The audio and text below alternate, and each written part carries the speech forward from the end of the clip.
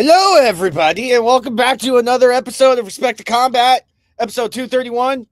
Per usual, we're late. Yeah, I know. You're all mad. Get the fuck over it. I say it every week. You're still here. You're still watching. Thank you for being here, as always. We got a lot to cover. We got a lot to go on. We got a big episode this week going into Royal Rumble weekend. With all that being said, one of my co-hosts with the mostest. How you doing, Dunhays? A little exhausted, but I'm good. And yeah, I know Monkey's gonna. What? Go ahead. I know Monkey's gonna be happy with one of our announcements since he complains nonstop about it. Yeah, and I think both you and me can equally say, "Screw this weather." Yeah. Yeah. Somebody who doesn't feel that way. Hi, Trico. How's Miami? We are in the 50s right now, but in a couple of days we're going to be in the 30s. Boo freaking who, and go chill with your hurricanes and cry me a river. Where's your Colts? And where's your Pacers at? Moving on. Exactly. Shut up. up. Well, moving on before we go off topic here. Hey, Mr. Angry Grandpa, how you doing today, Irving? What a fucking comeback that was, Trico. I gotta give you props on that one. Oh man, I'm doing it all right, man. I'm actually happy to be here. My day off, thankfully. Yeah. So yeah, it's gonna be a good day today. To do some rants and get excited for this episode. Oh yeah, no, this episode's gonna be fucking epic. It's gonna be a banger, per se, as our special guest likes to say. Monkey, how you doing? I know you're excited. So the comeback would have been to mention the Dolphins, but they're not the Dolphins. They're the Miami Packers, so I understand the confusion. Oh my God. I mean, the reason they are that plays for the Steelers. So which by the way, breaking news. I know this is like UFA news, but I'll break it here since we're breaking a lot of news today. Nathaniel Hackett is signing on to be the Dolphins quarterback coach. So that's another Miami Packer win. And if you thought that this isn't going to happen, let me tell you something. Aaron Rodgers to the Dolphins. I'm calling it now. We're going all the way. Oh, Lord. So, okay, before we go way too off topic here, I'm just going to go right back into topic. Now, today's special guest. Honestly, this is someone I'm still kind of taking it in that I get to call a friend, that I now get to work with, that I now get to introduce to y'all. So, with that all being said,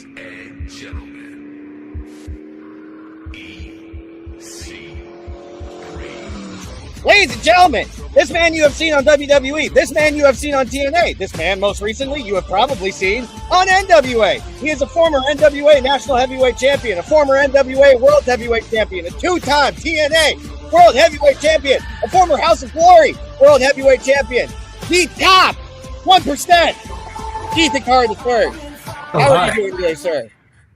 Man, I'm taken aback by all the energy in this room. Jesus Christ.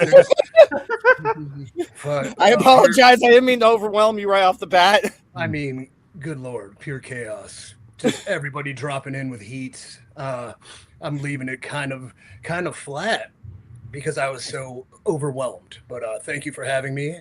I'm here to respect the combat and shoot the shit, and let's go. Hell yeah, brother. Thank you so much for making the time in your very busy schedule to hop on here. It really means a lot. You did get that Zelle, by the way, right? Yeah, 615. Yeah, it was 6:15 because we didn't know if we were going to go over a little bit on the 53 minutes. Yeah, so yeah. So every minute after is $112. So okay, cool. Okay, I'll make sure to add that onto the invoice just in case. So again, thank you very much for making the time to hop on here. It really means a lot to all of us, genuinely. We're very excited to have you on here. We got a lot of hot topics to talk on. With all that being said, are you guys ready to hop into these mainstreams? Yo. All right. So, Anays, do you want me to did you want me to start in regards to the one situation that you had a feeling I was going to crash out on? And I'm going to be good. I'll be good because I'm not trying to overwhelm our guest. That's the last thing I'm trying to do. But Are you sure? Shut up, monkey. I didn't put it in there, but how many of the clips do you have queued up? I mean, oh dear God. I mean, just go with it, man. I don't even have the clips queued up. I don't even really have to queue up the clips because everyone's seen it at this point. Nico Extra was talking about it because the guy was in his inbox throwing a whole fit about it. Oh yes, and I've seen the device on Twitter. I mean, I'm gonna just call it out how it is. Now, here's the thing, guys. There's a lot of fans nowadays that feel the entitlement that they think that just because they have a front row seat, that means they are able to heckle at the wrestlers and tell them their personal opinions of how they're doing in the ring. Now, my response to that is get in the fucking ring, try for about 2 minutes in there, and let me know if you're either A, blown up, 2, feel like you're dying, or 3, in immense pain. Because none of y'all will be able to hang. I mean, I wouldn't be able to hang in the ring. That's the reason why I work the back. So it's just like, guys, there are certain things when you need to keep your opinions to yourself and also keep your hands to yourself. Like, why are there some of y'all freaking reaching over the barricade trying to grab a girl's ass? I mean, I will be the first person to tell you, seeing that I work at Exodus Pro Wrestling, that if some type of shit happened like that there, our women, they got no qualms, just boing, right across the face. No problem, because that is disrespectful. It's an invasion of privacy. It's an invasion of space, and your mother should have raised you better. That's what happens when you have thirsty people like that. Honestly, knock out a couple of those people, that problem kind of fixes itself. I mean, EC3, I'm sure you've been around the world. You've seen God knows how many different types of these situations. I mean, what would you say your opinion is of this? Well, I'm unsure of what we're discussing. So, okay. So let me fill you in. Let me tell you, look, real fast. I am completely 100% off the grid when it comes to the interworkings of the interweb and wrestling content and talking about it. I feel it hampers me as a creator and a performer. I feel like it's all noise. And as I've been a part of it, I've realized majority of it, not saying this in general, but it is speculation reported as fact, most often lies, and most often drummed up for dramatics and kicks and clicks. So, having said that, this seems like a legitimate incident that happened that is in the realm of discussion, so please inform me. Okay, so last Saturday at Saturday Night's Main Event during the women's tag title match, Liv Morgan and Raquel Rodriguez were making their entrances. No, and Roxanne. Or not Raquel Rodriguez, Roxanne and Liv Morgan. And as Roxanne was a little close to the barricade, and there were a couple fans that reached over and groped her behind. Jesus Christ. To the point where Liv Morgan actually had to grab her and, pull her closer to her to make sure that she wasn't getting touched. Yeah. And then halfway through the match, a fan decides to record himself heckling at Roxanne, saying, "Hey, why are you so floppy? Why are you so floppy?" Doing one of those shticks, trying to go online, get a hot click, rage bait, get viral, one of those shticks. So, yeah. Okay. Well, to your point, well, first off, physical contact is the boundary and the barrier, I would say, as a performer. So that is completely unacceptable. While I am not, I don't give a fucking shit what people say to me. And if they pay money for a ticket, allow them, whatever, because here's the fact: I've never paid money to see you do anything. So your opinion is completely invalidated. I have no respect for it because I don't respect the opinions of people I don't respect. Not saying I don't respect paying fans, but if they have the nerve and the need to say something that would probably cross the line to try to offend me, as opposed to be a part of the show, whatever, don't care. Other people in this day and age, sensitive, I think it's part of what we do. You have to accept the fact that you will be ridiculed, criticized, and taken to the fact that you are brave and you are courageous and you are something special, because regardless of criticism, you can walk out there and show yourself to the world and be authentically you. Unfortunately, a lot of talents don't have that. I don't want to say perception, but society has beaten them down. and the opinions that are so vast and numerous on social media that can infect your brain, they allow to affect you. That's why you have to be at peace with it. But having said that, yeah, don't touch. So of course somebody's going to try to get viral, get the clicks, and then usually what happens is it seems like it gets noticed, and then there is a negative reaction where people will be like, oh, I'm this guy, blah, blah, blah, blah, blah. But in the same time, you are playing within the confines they want, which is seeking attention. So within the theory that there is like negative news is still news, are we giving them what they want, even discussing it? Perhaps, but also that is the lexicon, and that is the verbiage we are having right now. So, end rant full of big words. No, I mean, you're completely 100% correct. Start knocking people out, and the whole thing will fix itself. Doesn't need to be a 10-minute combo. I apologize. Monkey's answer to everything is violence this week. Oh Lord, that's a good answer. Now, what I found really funny about this situation was the follow-up to it all on Monday Night Raw, because there was then another clip that he posted. Because with the clip that he posted, he got so much negative feedback with it. He then actually apologized to Roxanne and Liv.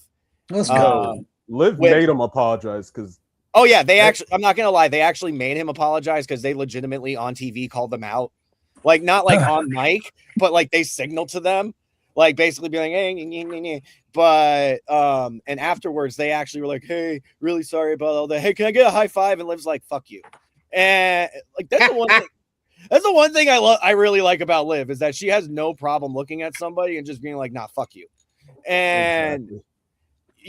I mean, people nowadays just need to not worry about like opinions so much and feelings, and just not get in them so much. Anyway, end rant. Now to move into our other mainstream highlights that we have here. The ladder match list. Yes, the actual list. The ladder match to crown a new NXT champion after it was vacated by Obafemi is next Tuesday. The official entrants are Ricky Saints, Sean Legacy, Shiloh Hill, Joe Hendry, Jackson Drake, Dion Lennox, and Keanu Carver. Wait, hold on. What? I thought it was 6. It is okay. 6.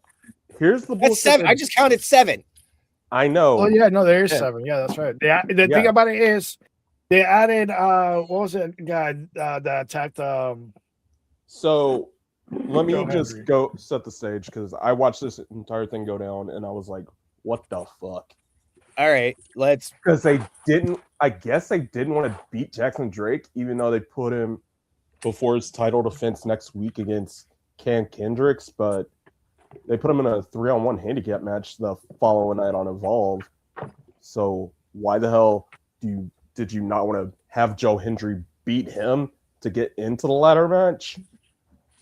So I did the injury angle to write Joe off. And Ava's like, oh, if Joe can make it, he's in the ladder match too. I'm like, what? So you just contradicted yourself. That's where the 7th member comes in. Yeah. Seems confusing. That's what I was about to say. That's NXT in a nutshell. That didn't explain shit. I'm going to be real. That is NXT in a nutshell. That just made me more confused. Like, Danez, you did that story was like metaphorically starting at one point of the chorus. And then wait a minute. So let me get this. Okay, so let me make sure I got this correct. So Keanu Carver jumped Joe Hendry to create an injury. No, angle. it was Joe Hendry. It was Jackson Drake. Jackson Drake and the Vanity Project jumped Joe Hendry to get into the match. Yeah, to get into the match. So Jackson Drake jumps Joe Hendry to get into the match, and then Joe Hendry's not actually injured, and then he comes back and is like, "I could be in the match," and So basically, what happened was that Ava said, if Joe Hendry's not clear, since Joe Hendry's not clear as of yet, we're gonna add during the match. But once he's cleared, he will be in that match as well. And I mean, the logic I just got from that is, if I want to get in the match, just jump somebody that's qualified for it, and I get their spot automatically. Exactly. That's all that's the only logic I get from that. That's how Keanu Carver basically got in there with what he did to Andre Chase. I'm moving on before I get triggered by this. This is why Tuesdays are so fucking confusing. What do I know? Anyways, the secret to creativity and creating, and I think within the wrestling bubble, is you guys are all big fans, right? Diehard fans who are like, you're naming people I've never even heard of. I do like Jackson Drake a lot, and I, of course, know Joe Hendry, but you are breaking down this confusion where it doesn't make sense to people that are completely tuned in to everything that is taking place, right? Whereas opposed to imagine a guy who's like, you're trying to create a fan or see a fan, and you try to explain this to him. This is me being dumbfounded. Like, what are we even talking about? Wait, who and what? What is the vanity, huh? The secret is to simplify everything. Do you guys know, what the hell is his name? Steve Jobs, right? Yes. Yeah. Okay. So what did he create besides cool beards and wearing the same outfit every day? Well, that device in your pocket called the smartphone, aka the iPhone, where he wanted to create something with the technology that can take us to the fucking moon if necessary, but also at the same time, grandma can call 911 when she falls down and breaks her hip. So it's got to be easy to use. It's got to be simple. But just because it's simple doesn't mean it's not capable of amazing things. Like, look at what the smartphone can do now. It can read your heart rate. It can probably read your mind. The algorithm is everywhere. It can fucking tell you if you're having a bad day before you even started. It can tell you how to breathe, whatever. At the same time, my mother, who can't even open an iPad, can use that phone to text me pictures of cats. So, within creating for wrestling, sometimes I think we get so much into the bubble where we are explaining these things that make no sense to each other, and they still make no sense. Why is it like that? Everything could be simplified just by giving everything you do a why. And sometimes plans change, so you got to book around it. You got to find ways to get into things, but simplify it, man. Because whatever I just heard gave me an aneurysm and rant. Hey, yo, but actually, yes. Like, oh my god, it's like I am not a comic book fan, short of Batman, because he's the only real superhero in my life. But let's take Marvel. I use this comparison way too much, but the Marvel universe and how it was created started pretty simple, right? Here's Iron Man. Oh, there's Captain America. There's Thor. Then you bring them together and you kind of blow the fucking roof off the place. Holy shit, they're all together. This is awesome. Avengers, boom, you recycle it, then you start adding more in, right? And then we can blow it off again. Oh, here's Ultron, whatever the fuck. Oh, goddamn James Spader's voice, real creepy. Whatever. City hanging above the sky is going to nuke the planet. Whatever. I don't understand what's going on, but at least I get it enough to know. Then recycle again. Oh, now there's intermingling feuds between the team. Oh, we got ourselves a civil fucking war. Holy shit. Everyone separates, you bring it back, big fucking fireworks conclusion with 2 parts. I mean, that was how this shit is done. But then we always got to retcon away and bring it back to simplicity to go forward. And I think you can do that in wrestling if you, I don't know, have some foresight and book within confines of like classic storytelling, ABC, or dare I say, Acts 1, Acts 2, Acts 3, where they can play off each other. So, like, I would almost book if I if I had the pencil of a major TV company, probably within 4 quarters of like simple gets to this, to this, to this, to big payoffs, to recycle. What were the consequences of these payoffs? Simple, big, big, big. Adding these things in. But what do I know? I'm unemployed. And rant. I feel like when you try to discuss the match that you're booking, and then what Dane's just like sat there and said, you like forget the match that you're booking because of all the shit that you're trying to explain. Like, yeah, like after you get back to the point, you completely lost the plot. There's oftentimes probably why Dude, I'm one of the best people to work with. Ask Eric. Yeah. I'm awesome. I'm fucking cool. And I take in everyone's opinion and collaboration, and I respect everything. But I get shit a lot because when I'm presented with situations, I will ask this question, well, why? well, what's the business of what we're doing? Where are we trying to go? And because the people in charge can't answer because they don't know, because they're doing this thing in a sense that has no organization, it's complete chaos, there's no structure, they can't say why. So, well, why are you asking questions? Just do it. I'm like, okay, I mean, I will, but like, why? So I know how to do it. And that's why one famous wrestling person was creatively threatened by me. That's not who I'm recently working with, but that is a big name in the business. That's why, someone says he's difficult to work with. Not at all. I'm just asking the question why, so I know what the point is to get to where you want to go. Not even me. This isn't creative fucking freedom. This is creative, like, collaboration. Exactly.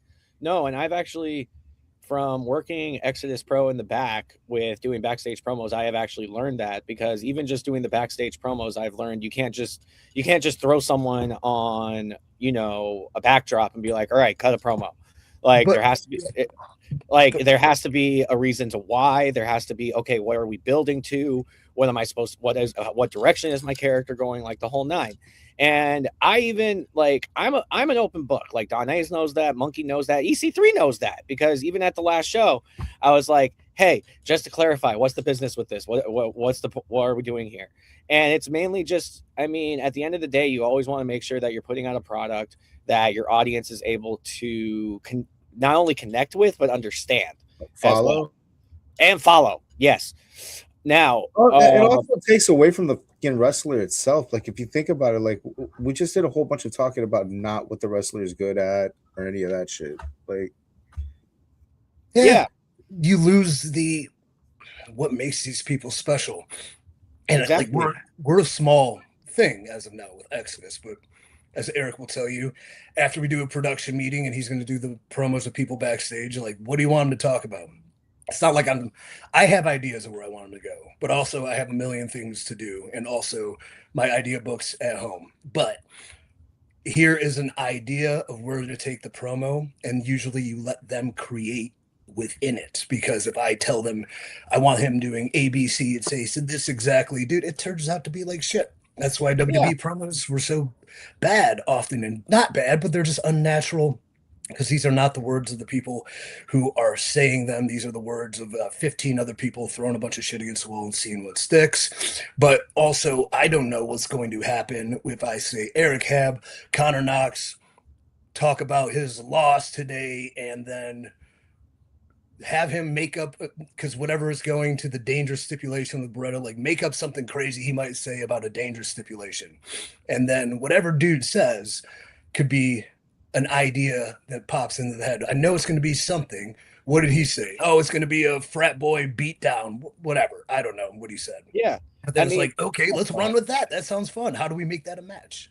Yeah. No, I mean, we literally did that at the last show, because I remember, I think it was like 2-3 weeks before the show when we announced the 4-way tag. All of a sudden, when the graphic went up, Bougie just hops in the comments and immediately just goes after everybody, like literally shit talking everyone. And it was great because it got a lot of interaction. The post ended up getting a lot of views and shit. But then we ended up coming up with he came up with the idea of, hey, how about we do this? And then Bougie basically has a crash out. And then it turned into, when we got in the locker room, because him and Victor had already been going at it, then Victor's like, oh, your mom. And then they start fucking going at it. And I'm over there behind the camera trying not to laugh, because I'm like, this shit's fucking great. And it's just, you always got to just, like, in my opinion, from what I've learned, is that you give them the direction and then just let them run with it and let them do what they do. Because at the end of the day, everyone's a professional. And if you try it, well, to an extent, I will say that. But the thing is that if you're trying to force feed someone a script and like, hey, I want you to say this, this, this, this, and this. I mean, even the promo you cut, like when my mentor, fucking Keebler, everyone knows him as Keebler. When he saw it, he was like, did you write that? And I'm like, no. I'm like, that was completely off the dome. And he was like, and it's just, you got to let people be raw. You have to let the emotion stick with it, because if you don't, then that's when you get cookie cutter promos. Usually with Exodus too, we have a little warm-up meeting where we talk about the show, blah, blah, blah. Thanks, everybody. I've used that as sort of my warm-up zone. on like what would I say if. Well, first off, I'm working not a character, but who I am to get these people going for what is going to be sweet and fun and a cool event. But then it's kind of my warm up for, well, what do I have to do on the show? Because I have so much going on. It's like I'm gonna sit there and think about my promo after the show or post show. Like we had a great show. It was one of my favorite show, probably my favorite show. And I kind of like grab the mic because it's my fucking show and I'll do what I want. But like rally the audience the same way I rallied the boys in the back before the show. And then it carried over to like that promo. And it's just like, I know what I am and I know what I want to talk about. And I know what we are and I know what I want to say. I don't know how I'm going to get there, but let's go. Different talents require though different needs because not everyone can see what they are yet too, because these are young men, these are young women.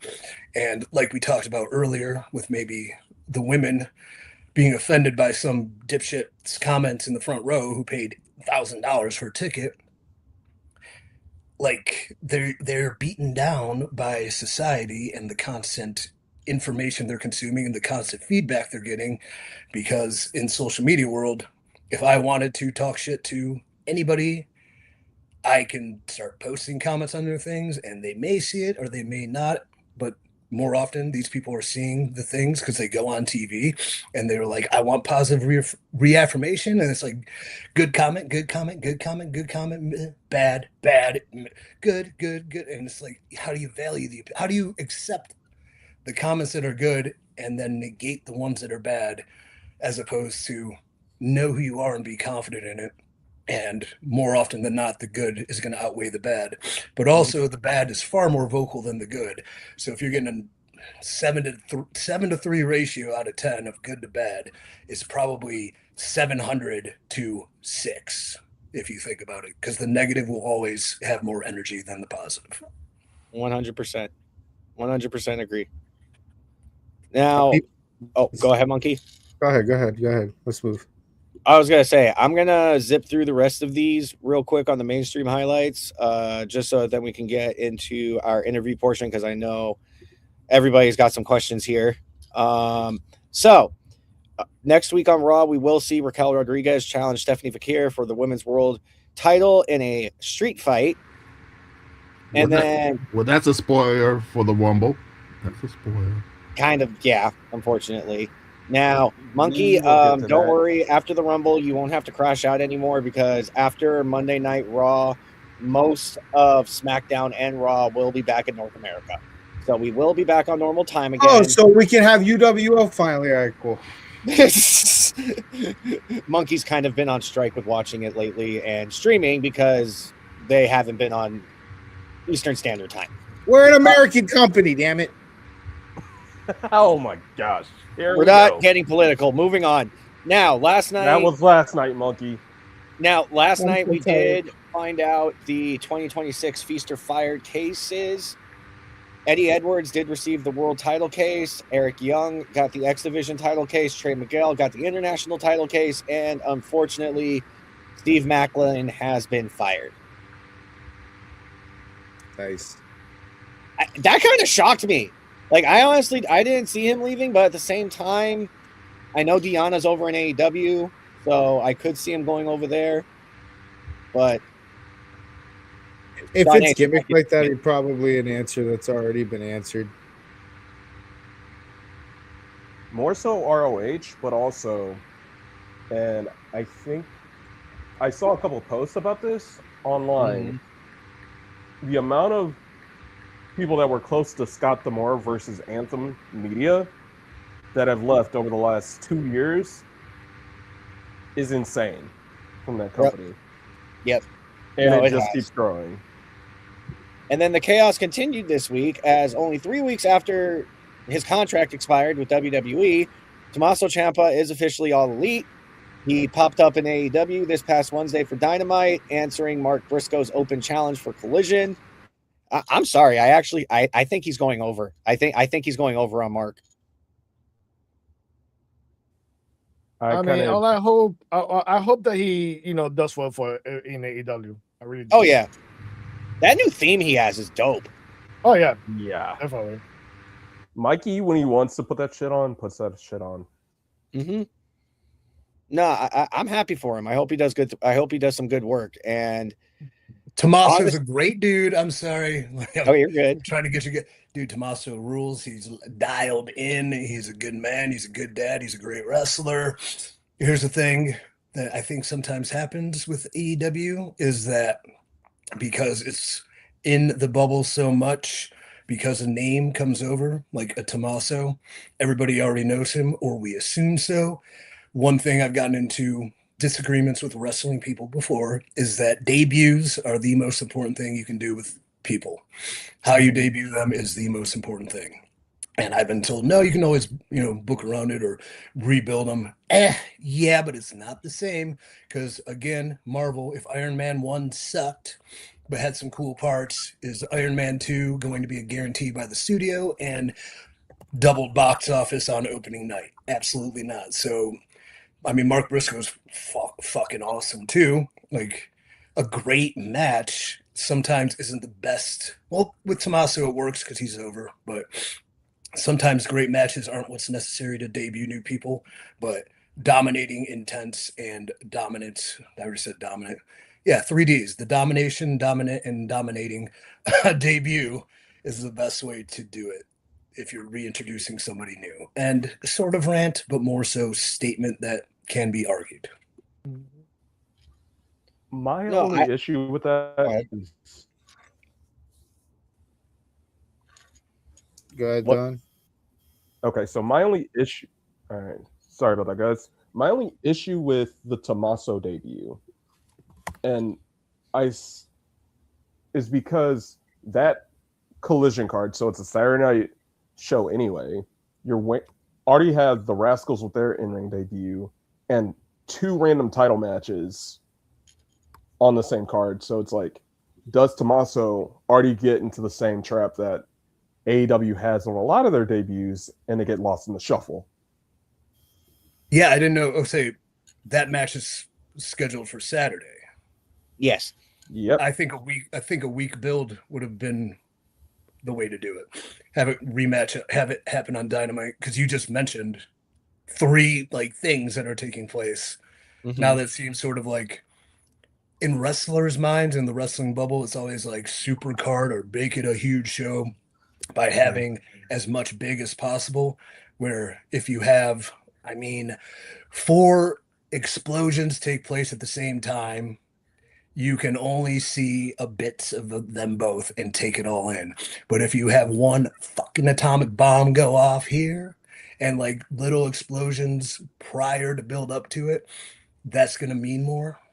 Weird analogy, but I was watching Oppenheimer. So, but if he dropped, if the Trinity site had 3 things going off, he couldn't look at just one and say, I have become death, whatever. He would have to look at 3, and then there's no cool lines because his brain's overfried with oh my God, I've just created the end of the world 3 different ways. Uh-oh. So, yeah, it is lost. I would say that for Dynamite. Plus, you need somewhere to go. Let people be excited to see something. Oh, man, 6 days? Oh, man, I can't wait. As opposed to instant gratification Saturday, and I get tons of more ways to blow my load because this is happening. Oh, man, I'll definitely tune in.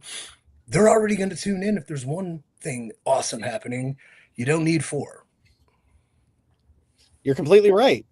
No, you're completely right. I mean, that's one of the main problems is that they always overload their TV so much that it almost becomes difficult to build towards their pay-per-views to an extent. And I mean, in my personal opinion, that's why they have a bit of a problem with consistency of, selling of ticket sales. I mean, there'll be 1 week where they're out in the United Kingdom and they sell 13,000 tickets for an arena show. And then they'll come back to the United States being in the middle of Oklahoma and only sell 1,500. Well, and then not to disregard that point because it makes a lot of sense, but Saturday's a Royal Rumble too. That too. So, man, the wrestling fan is tuned in at, well, except for Monkey because it's a Saudi time, but tuned in at 2 Eastern for a 4-hour show with 2-hour-long matches, 8,000 commercials. And then come with time collisions on, I think 8 Like that's a big day for a wrestling fan where it just might be like, dude, I can't take anymore. I just want to go fucking to the bar, or I want to go play Final Fantasy VII, which shows you where I know video games at this point because that's the last video game I played. But it was awesome. That was a good game. It was. But I completely understand what you're saying because, like you said, Saturday is the Royal Rumble, so people are already going to be tuning into that. And yes, we will be dragging Monkey out of his bed to make sure that he watches it. But at the same time, I mean, I don't know. Like I have my criticisms with AEW. Everyone knows I always have my criticisms with AEW. By the way, fuck Dave Meltzer. I always have to fit that in somewhere. You know what, Eric? You know what my problem with that whole thing is? Their roster is already pretty fucking big, dude. Well, yeah, their roster's huge. I'm wondering. You know what my question is? How much TV do they fucking? You know what I'm genuinely curious about? Where's all the money for this? How do you have so much money to pay? We addressed that earlier with the Tony Khan. They own the Jags, dude. They're good. They've got the finances. Like, that's a lot. Like that's a lot of salaries to pay. It's more. Listen, it's more along the lines of like, how much fucking time on TV do you fucking have for the 20,000 people that you have on the roster? Like, that's why like only 15% of the roster gets used, and then the other 85% is sitting in catering, just collecting a paycheck, or being sent to Japan, or being used somewhere in Ring of Honor. Bro, fucking NJPW's fucking eating great. I don't know if y'all. Oh no, I get that, but then even with WWE, it's like, oh, you got nothing to do here on the main roster. Okay, we'll throw you over to NXT. Oh, you got nothing to do over in NXT. Okay, let's throw you over. At least all that shit's in house. Oh, you're just wanting to be on a part-time schedule. Okay, cool. We'll just throw you on a few AAA shows. Like all that is in house, bro. No, but that's the thing. I understand that's all in house, but that creates a good internal network. And they're being used. AEW isn't using all these people. They'll use them for a little bit, and then they'll sit and fucking collect. Yeah, well, okay. Well, here's getting into a better point. Well, here's another point that we didn't get into before. About 50% of the roster is also injured. Getting into that, Jake Doyle, who literally just got signed 3 weeks ago, just tore his bicep. You know, that's what you get when you sign all the old guys. No. Jake Doyle's not even old. No, I'm not talking about Jake Doyle. I'm talking about the 50%. Nah, Monkey, that was his way of saying we got to move on. No, it was my way of saying that the other problem with AEW is I'm not sure if this is actually a thing or not still, but last I checked with AEW, running through your matches was optional. What's going on with the med team over there? Like, do they just? Is it the Dolphins 2023 fucking med team over there? Like, no, it's because of the fact that for the most part, from what I remember with AEW, it is not required for you to run through your matches before you actually go on TV, which to me, that's just dumb. Like, look, this is something I don't normally talk about. I have a martial arts background. I trained in 3 different styles of martial arts. I used to compete worldwide. So the thing is that I'm not saying anything bad about my mother. I loved her very much, but she was kind of a Nazi when it came to training in the garage. So I would be in that garage for 3, 4, 5 hours a day running through shit. And you had to run. The thing is I kind of see how they coincide. You got to make sure that with certain moves you're throwing, you got to make sure it's something you can do in muscle memory that you can land 9 out of 10 times on a regular basis. It's not, you don't throw in a move that you just learned 2 weeks ago and you're like, oh, hey, this will look cool on TV, because now you're putting your opponent at risk. And that's what happened with the fucking tag match with Jake Doyle, was because they didn't position right for the apron spot, which I now actually understand why EC3 gets aggravated with these spots so much, because why in the hell are you dropping people so fucking much on the hardest part of the ring? Here's the thing about that too, is we dialed into the bubble know it's the hardest part of the ring. Nobody else does. And then if it is the hardest part of the ring, it should be treated with integrity. That is sort of like a death blow. That if it happens all the time, like it should lead towards conclusions. I'm not saying immediately the finish, but like if that is the hardest part of the ring, using it should be saved for when it matters. And when it matters, it has consequences and circumstances. So if a good guy proverbially got their head dropped into the hardest part of the ring and they're fighting from underneath, if they win, they overcome something. If they lose, they were beat by circumstances and the devastation that takes place when you get hit with the hardest part of the ring. But what do I know? I'm smoking a cigar at 11 o'clock on a Friday, whatever. Sounds pretty chill to me. Fucking love that. Yep. It's my new thing when I do pause, I light up a cigar just for the visual. I mean, You got that from AJ Hawk? No, but that is probably a good place to get it from. And now that I think about it, maybe I did subliminally. I was gonna say, if you ever need a good cigar, Monkey would be your plug. He runs a smoke shop actually down there. You know what that is? Actually, yes. Yeah, he's actually at the shop right now. I'm going to talk to him about things. But not weed things. I don't smoke weed. But. No, that's my shtick.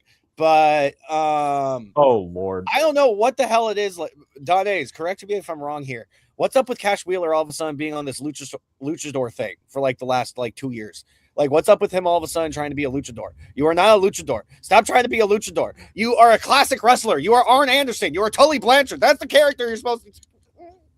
And that's like the exact thing that happened because he did a jump over the rope into like a dart DDT on Jake Doyle, and Jake's arm got caught on the top rope. Yeah, his arm got caught on the top rope, so when he hit the DDT, his bicep overextended, and he tore it. Ouch.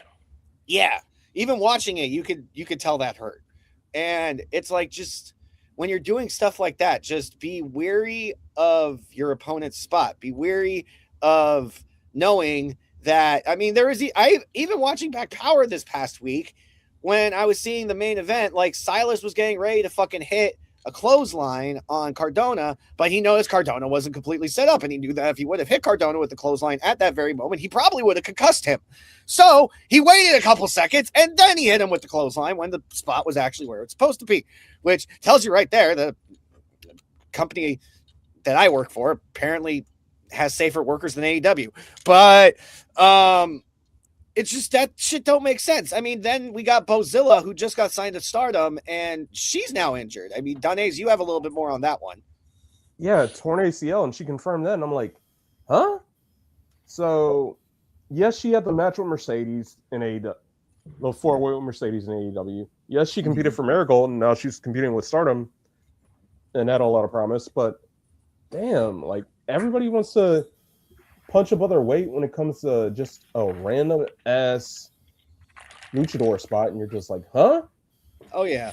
And wonder why they get hurt. Oh yeah. And then also on a bit of a sad note, Tanea, aka Rebel, has announced that her battle with lung cancer has now unfortunately left her handicapped. Which that just makes me sad. Yeah. She's a good, I mean, I don't know her personally, so I'm not sure about that. But from what I've heard, she is a very nice human being, very cordial human being. So it just makes me sad when this happens to good people. She is a great person. That is sad. Yeah. I did not know that. I didn't know she had lung cancer either. So I'm too far off the grid sometimes to check on people I like, and maybe I should do that more. I mean, I'm sure she would more than appreciate a phone call from you, especially because you guys worked together a lot back in TNA, right? Yeah, we went to India together for a media tour too. Oh, wow. That sounds like a fun story. We had this is not an implicate. We had fun because we're cool people, but of course. It was wild. India is crazy. I have stories about it, but not here. Not yet. Of course. Makes sense. We could talk when we're off. I might need to go to India soon, so I don't want to say anything. Oh, understood completely. So moving on. Grand Slam Australia has been announced that it will be held on Valentine's Day, where I believe the main event will be Andrade versus Kenny Omega, with the winner going on to face MJF for the AEW World Title. Yes. That night? I don't think that night. I think it'll be at Revolution. I believe that's the Revolution main event, and that's just the Grand Slam Australia main event. Yep. Now, because they did Andrade versus Swerve to get into that match this week. Right, 100%. Now, something I was happy to finally see happen that I know Monkey was finally happy to see. Okay, you know what? We were all, minus EC3 because I doubt he probably saw this. We were all very excited to see this finally happen. Natalya is dead, and Natty is here. I am so fucking... Let's go. We're getting the Bloodsport version of Natty in WWE. I have been begging for this to happen for months. I mean, I know that you kind of... What a way to announce it, but on Twitter where she's like got an AI picture of herself upside, like standing up peeing on her grave, which like presents a lot of questions that I'm not going to bring up. Bro, when I saw... Okay, one, shut up. Two, I thought that was hilarious. I'm like, that told me right there. I'm like, oh, we're getting a whole new version of this. Okay. I'm like, I'm down. And I love it. I'm so happy. EC3, I know that you kind of got to get a slight glimpse of it because she was at Crockett Cup this last year, right? And yeah, so I mean, I love this new character where she's, coming out of the singlet, just being like, I'm the greatest of all time, blah, blah, blah. And just straight going back to her heart roots. And I'm like, fuck yes. Like, it's what we all been wanting for like the last year. I've been wanting just something to sink my teeth in with Natty instead of just, I'm a jealous heel. Yeah. Because that's all her character results back to is I hope they present it the way she was able to present it elsewhere, because it is unique and dynamic, true to her, and pretty fucking cool. So that is kind of like a good antithesis to have in a division of, the women they're not all the same, but like everything's sort of Rhea is sort of like, cheery and chirpy, right? Right. And like, yeah, so like get some fucking throw some grit in there, and then you got a melting pot, and that's cool. Oh yeah, 100%. And we did also get to see Elena Black's first televised match this last night, actually, on TNA. It was her first match back in 13 months. And love to see it. And she actually looked like she like belonged, like wanted to be there. Oh yeah. Oh yeah. So I'm guessing whatever she went through, like she's on the other side of it, bro. Because that was definitely the Elena Black I remember. Mm-hmm. Yeah. Oh yeah, no, she's definitely on the other side of whatever she had going on. I could definitely tell that she needed the time off.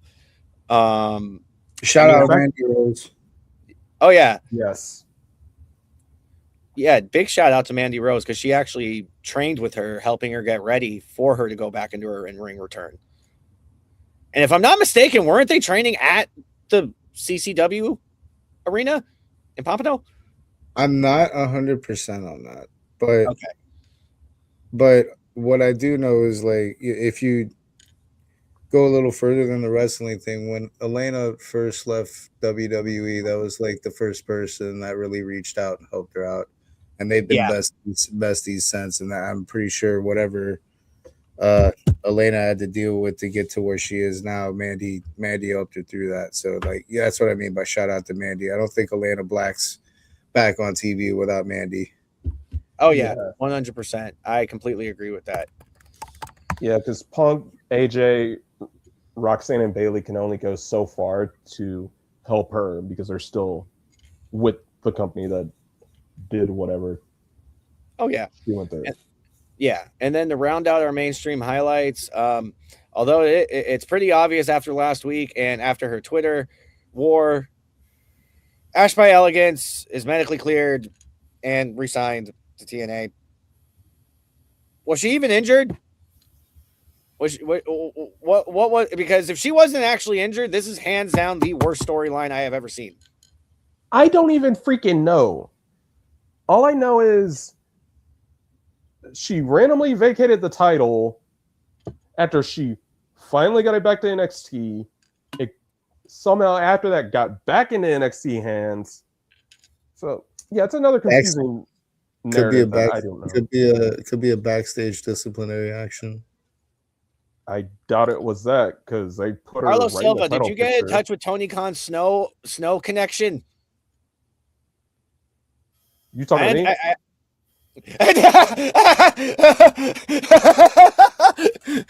EC3 immediately. I'm not in this conversation. I have to go. Say nah, bro. He's like, nah, I'm not in this one. I like my phone. I'm just saying, like that was just I don't understand that. We're gonna move on before I end up getting us canceled. 2K26 had some announcements this past week. To be determined until pre-orders and prices are available later today. Standard edition right now is $69.99. King of Kings edition, the deluxe edition with the Triple H cover is $99.99. Jesus fucking Christ. The Attitude Era Premium $130? Huh? That's 2K, baby. Welcome to 2K, man. Bro, Let me ask y'all something. WWE's going to make us all broke. Don't you guys just miss the days where you have to just go through the game to unlock stuff instead of having to just pay for stuff? Exactly. Bro, right? Listen. Before you slander the. And fuck right, you. I can't say what I was about to say. But before you pin blame on the wrong person, that's a 2K thing. That's 100% 2K. If you go to fucking 2K basketball, they do the same thing with fucking NBA players. Yes. Where they have 3 different shits, and it goes all the way to $120. Madden does the same shit. That's why sports games is a racket. Now you're paying $120 for a fucking roster update every year, and that's so crazy. My whole thing with fucking wrestling games is that shit is hilarious to me because that actually doesn't need to happen in wrestling games.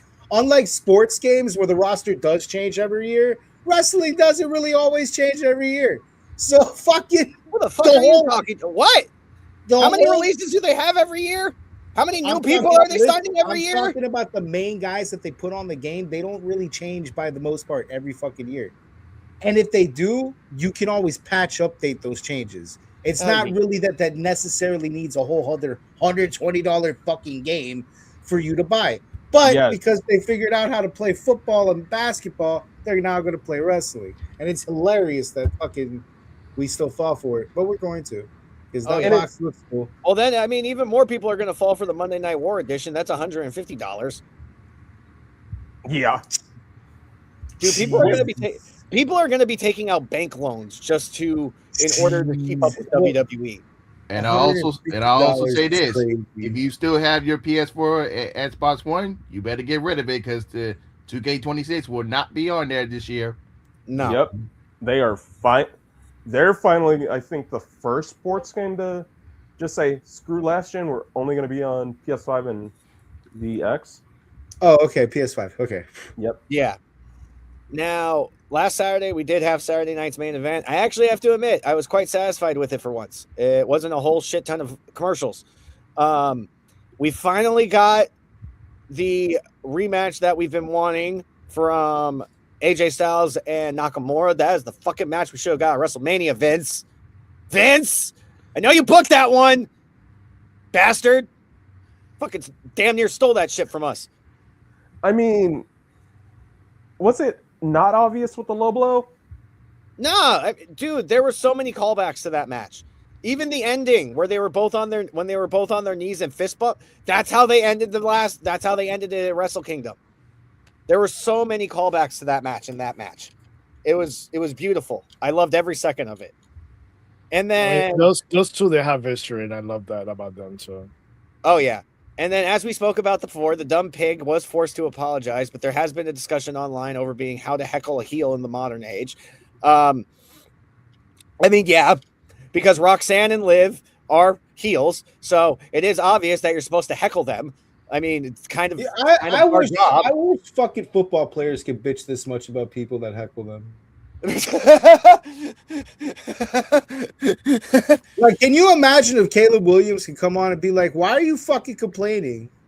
I threw that pick, but I got you." Like, nah, bro. Like, well, I was gonna say, I know Colts fans have been complaining a lot recently. Well, what I gotta say about the whole heckling the wrestlers and all that, like this one thing heckling the wrestlers to an extent, because I'm not gonna disrespect the wrestler and call him like some very disrespectful names or whatever, and that will probably hurt their feelings and all that. I know most wrestlers won't care, like EC3 mentioned, but you have to have some kind of respect and all that as a fan, and that way, you don't bring heat to yourself, in my opinion. So, whatever he said probably was very offensive, or whatever he did and whatnot, but and it's not the first time that has happened, because look at what happened with what was the name? Velvet Sky at I think it was at the Ring of Honor show, where Bubba made the fan apologize to Velvet.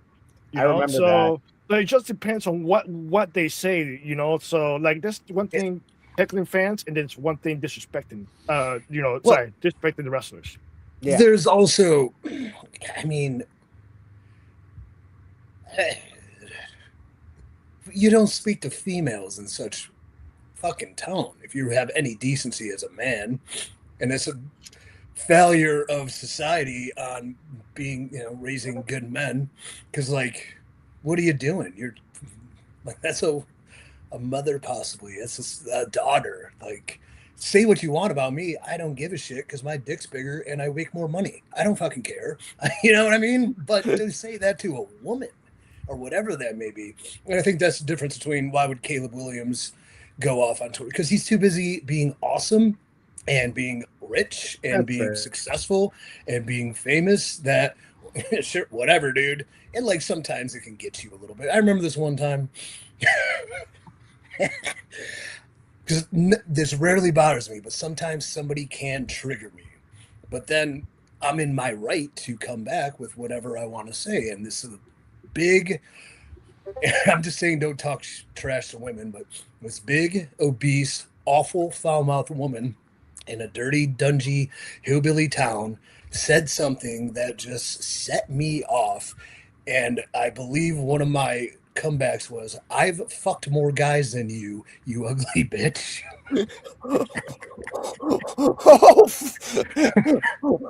So who are you to say whatever you said? And then I started laughing because the comeback was so rudely hilarious.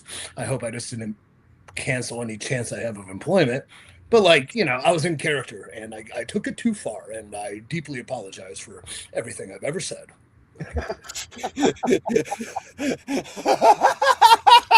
Gotta fit that at the end. I love it. Oh my gosh.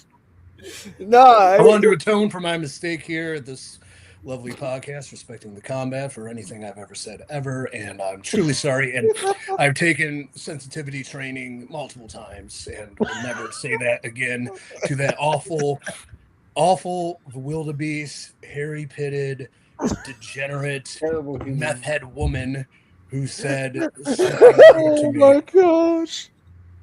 Oh my god. I can't breathe. over there. So is it Noah or Gary is your sensitivity trainer? I didn't catch that one. Gary, for sure. Oh, okay, that's kind of what I was figuring. All right, so oh my gosh. Tomorrow we do have the Royal Rumble happening in Riyadh. Now, I was talking about this before we came on. Can we just talk about the fact that they built a fucking stadium in 3 weeks? They built a goddamn stadium in 3 fucking weeks with fully functioning electrical, the whole nine. How? Well, the stage looks amazing. It looked like a castle. Like, how is that possible? I know. Well, I mean, human ingenuity and hard work, obviously. Yeah, I mean, it's like we got a whole stadium done in 3 weeks, and then here in fucking Orlando, we got a building that hasn't been finished in like fucking God knows how many years. I think fucking I-4 eyesore. Where is reality? The reality of that situation could be the government can hamper construction and have a bunch of regulations, which is perhaps what happened with I-4, while the government can endorse and C2 something with great power and efficiency, like our good friends in Saudi Arabia, who have created a modern marvel, and I commend them on their ingenuity and effort. Oh yeah, no, I mean seriously, they did an amazing job on that stage. Like Trico said, the entrance itself looks amazing. It's not one of them little corner entrances like what they've been doing recently. It's like a whole castle setup that they have, and I mean it's great. I think they broke Monkey. Monkey, are you okay? Are you good? No, just a testament to human effort. Yeah, for sure. Amazing, right? Oh Monkey is incredible. It's like, I mean, how did they construct the pyramids? Obviously, with great effort and care and alien technology. So perhaps they have that as well. Exactly.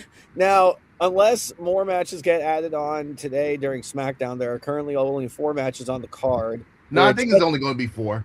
I think that's how it's going to stay. I think it's going to stay as a 4-match card because I know the last year was 4. And the Royal Rumble matches themselves usually take up like an hour, if not more. 4 fucking matches? I'm sorry. That's what what?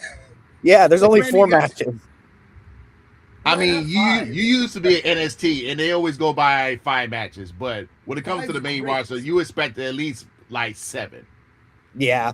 Like, I was listening Corny a little bit today, which is, besides Respect the Comment, the only thing I listen to about wrestling, mostly because despite his insanities, there's a lot of like good intricate booking nuggets and creation things that I like to take from it. I think they compared the 98 Rumble with this one, and there were 7 matches. You had the cast. 2 of them went over 20 minutes, one being the Rumble, and the other one was Shawn and Taker. I don't think every match needs to be 20 minutes, too. So a 5-match card with, like, an opening match to get the set thing going. You can do that in 6 to 8, 10 minutes if you need it. Something, big with some circumstances. Throw me a Rumble. Throw me the title match. Throw me the second Rumble. That's cool.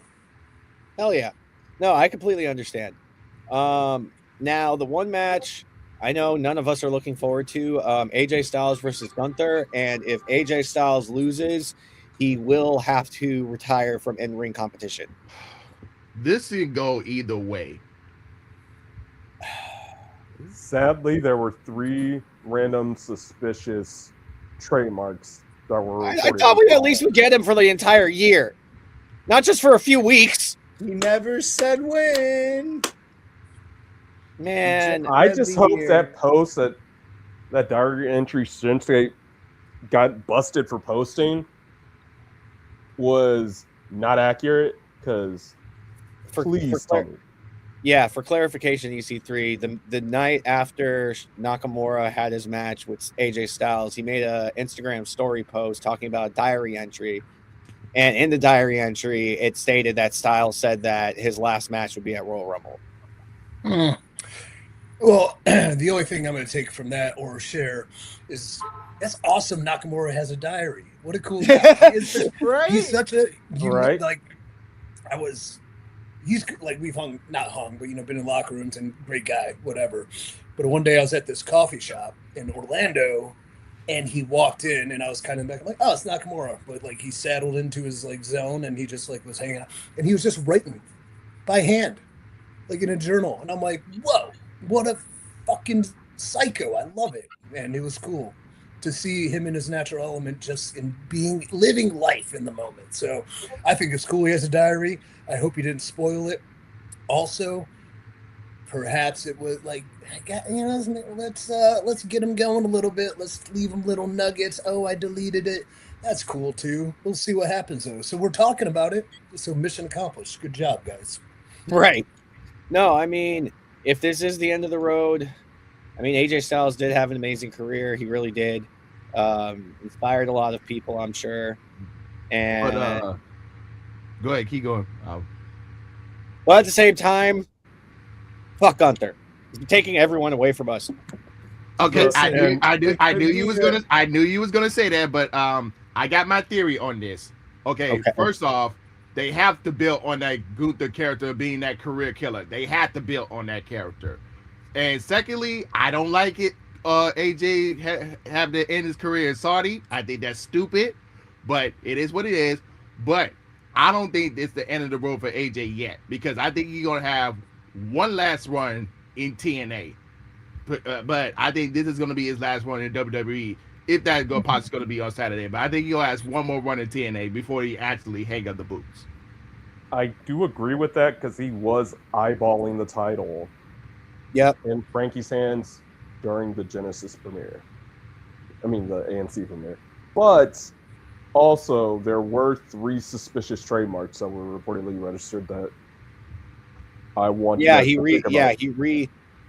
renewed his trademark for the phenomenal AJ Styles, and then for his P1 logo, which was his original stuff that he used when, I mean, he still uses it in WWE. But the fact he went with those 2 trademarks, and then WWE. Here's the thing. Here's the part all of you guys missed. He didn't put in there stating that the trademarks this time around were for sports entertainment purposes. He says it was for news journalism. Oh, I think this is his final match. I think he's retiring, and I think he's going to be going the podcast route. Yeah, was he going to get a podcast on Rumble? Who knows? Hey, WWE's got their own podcast network now. Maybe he's going to hop on there. That's cool. Yep. I bet he. But then, I mean, I'm not. I bet it's not the end. I bet somebody somehow prevents Gunther from collecting his pound of flesh. He can lose and still get over, collect his pound of flesh kind of thing, and I think come back around to the AJ deal. I don't know. We'll see though. Oh yeah. Because if you remember, Gunther is wrestling twice. He's wrestling AJ and he's in the Rumble. Yep. Oh, he did confirm he's in the Rumble. Okay. Yep. But also, WWE did put a trademark out for the career killer. They did do that also. Yeah, that's the part that I'm trying to think about. Like, they wouldn't have done it if they weren't going to go forward with it. No, as soon as I read that trademark, I was like, God damn it. I'm like, I know what you're doing. I'm not ready. Now, it kind of reminds me of the Legend Killer, to be honest. Yes. Yeah, I think it's going to end up leading to a match between him and Randy Orton, because Randy Orton's basically going to be like, bitch, you're stealing my gimmick. Yes. And anyway, though, now we will also listen, before you leave, what you just said, that might come to be a thing. What? Because let's say he is going to retire AJ, and we are building a list. Randy Orton's at the end of his career, and what a fucking notch on the career killer, but the legend killer. You know what I'm saying? Like that's probably a thing. Hey, listen, Brock is expected to retire this year too. Oh, that's the other one that I'm looking at, because Brock Lesnar and Gunther is the one that I think everybody in motherfucking wrestling really even wants Gunther to see. wants that match because they say Brock Lesnar's last match is expected to be at SummerSlam, which is in his hometown of Minneapolis, Minnesota. When you feed Gunther Brock Lesnar, you would have created by then the heel of all heels. Like that is going to be strength upon strength. Mm-hmm. Now, the rest of the card that we have here for the Royal Rumble, we will see Drew McIntyre defend the WWE Undisputed title against Sami Zayn.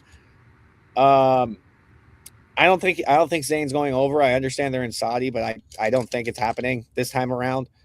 I know that they've been building him up, but Drew just got the title, so I don't think they're going to take it off of him that quickly. Drew needs a run, dude. Yeah, yes. Drew's awesome. So he needs to have a run with that title. Like in front of a live audience. Audience. Yeah. But even though Sammy might not win the title, but I do expect it for him to enter the Rumble for a second chance. I think he's going to do. I think so too. That was going to be. I know it's your next question on there, and I know I'm thinking live for the women's because of I've got Raquel winning Monday. Who do you have for the men's Rumble winning? That's a good question. I have my top 3. Go with your I top don't know. I really don't know this year. I don't know who's going to take it. Roman, Braun Breaker, or Sammy. Breaker. I have Breaker. Ooh. You know what? I know who it'll be. I know he'll be Cocaine. Shut up. Go ahead, Loki. Fucking crazy. It will be Cocaine. Cocaine will make a surprise appearance. No, but for real though, actually, I think it's either gonna be Sami Zayn or Breaker. Now that y'all say that, I think we do get an entire night of Sammy because he is over in Saudi. Do you because I've been not completely always tuned in, but with the big Sammy thing and the bloodline and how he got really over, there is money in a loss to Drew in front of his home people, return redemption for the big pop at the end to build to a Mania match. That sounds like something that I would do. That sounds pretty cool. Oh yeah, no, 100%. I could definitely see something like that happening. Yeah. Now, to hop in to some of these interview questions that we have for you, Mr. EC3. So, for as long as you have been on televised wrestling promotions, and with hearing now of all of these different wrestlers who have been getting advice from veterans inside the business, such as Raquel taking advice from Kevin Nash, would you say that there's anyone in particular who would you say kind of mentored you or took you under their wing? And if you are at liberty to say, who is it? Yeah, well, the first thing I'd like to bring up is a lot of the younger generation, if they got critical feedback, especially in a public forum, like Big Sexy to Raquel, a lot of times it's been negated or rejected. And then usually the vet is framed, oh, it's not work, like fans who don't, necessarily know. The business has evolved, has changed. Not really, because at the end of the day, it's the same thing. It's just how we get there. But what I loved is Raquel took the advice, appreciated it from one of wrestling's, legendary big men, has applied it and has gotten over, if I'm not mistaken, from where she was to where she is now, right?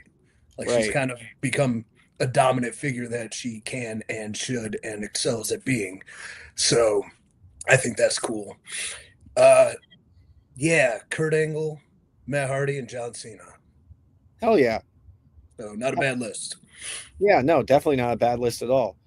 Now, as far as like active wrestlers who were active at the time, but then, I mean, I've had a laundry list of wrestlers that had influenced me in training, mentor, coaching roles, from Rip Rogers to Dr. Tom Pritchard, Al Snow, Pat Kenny, Norman Smiley, Dusty Rhodes. I mean, whether he liked me early or not, actually, you think he hated me, but we got along in the end, and he respected it, and it was cool. Oh, shit. I mean, Terry Taylor was huge when I went back to NXT, and then, you got influence from fucking Shawn Michaels and Triple H. So, yeah, I know what the fuck I'm talking about, man. I got some goddamn brains in me. Oh, yeah. So, I mean, even just the last few months I've been working with you, I've been learning a lot about the business as a whole. Now, this was more so a question from Donnaise, and I will now repeat it, I guess. Sorry, my brain had a fart there for a second. Your brain farts a lot, bro. Okay. Yeah. Now, a couple weeks ago, back at the Exodus show, you made your return to the ring. You brought back the top 1%. Now, we noticed, obviously, this one seems to be a little bit different because, you don't have Rockstar Spud on your side. You don't have Dixie Carter on your side. You're doing this one head honcho all alone. So what would you say makes this run different from the last time when you were under this persona? How we define what the top 1% is. And in the past, with the bells and whistles of TNA and the wealth of the Carter name and the loyal servitude of a Rockstar Spud, it was proverbial. Trust me, I'm rich. Entitled Nepo baby douchebaggery turned up to 10. Right now, there's a lot of places to go with it, so it's sort of more of a re-envision, redcon in a sense, reimagine. Like I said with what's his name, Dick Vacation, the Yes. real interview I gave. Yeah, Dick Vacation. It's time to go full reload, relaunch, reinvigorate, reassimilate, re-fucking kill it. So defining what the top 1% will be, where it will go, still up to debate. I can't believe Dixie showed up and got booed. Like, what the fuck are you thinking? What did she think? She should listen to me more and my advice. But what the top 1% will be is sort of more the standard of what wrestling should be, in my opinion. And will we go with that? To be determined. But so the same bells and whistles do. I mean, like, do I need a rock star split? What if I had a DJ home fry? I'm sick of rock stars, anyways. What do they know? Right. Now, something. No, go ahead. That was. I was going to talk a lot of shit. Just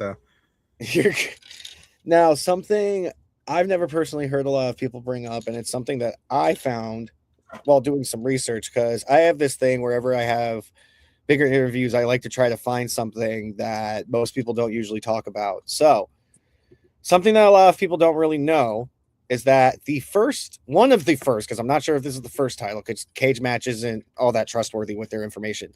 One of the first titles that you held under your original legal name that I will not repeat here because I don't feel like doxing you. The AIW Absolute Championship back in 2006. Yeah. Yeah. And you held that championship for 138 days. So did you train under their school at all, or was it just that was one of the first promotions that you worked with in the area? We did. They didn't have a school per se, but they were definitely. We all built together. So Gary with Exodus, myself, Matt, Roby, they were Cutthroat Crew, Pirates. Like, we all built the original version of AIW with JC, John Thorne. So I wouldn't say it was trained under their school, because I was trained at the time, and I was trained by a J Rock Daddy. Big Daddy of Destruction is my original break me into independent wrestling coach trainer. But we all built AIW. We all had vested interest in seeing it be something. And it was a bunch of young guys, young, dumb, full of whatever you want to say, rum, building that in a little nightclub thing called Peabody's. I mean, it was some of the most fun I've had in wrestling. Was the inception and what we built there. That title match, was me and Vincent Nothing, who we brought back into Exodus. Unfortunately, he kind of got injured, but he's an awesome dude who never fully went the route of, I want to be a wrestler. He's like, wrestling's cool, I'll do it, but I live a real life. But he is a badass mother effer, and he was killing it with us. And then I always was like, dude, I want you to experience what I have after pursuing this for so long, which is stories and angles and builds. And I had a big arc I wanted to roll with him, because I think he deserved it, because he's always just been, I like wrestling. He shows up, he does it, he kills it, he leaves. He does not care. He's not on the pods. He's not on the internet. It's just something he liked to do, and he was very good at.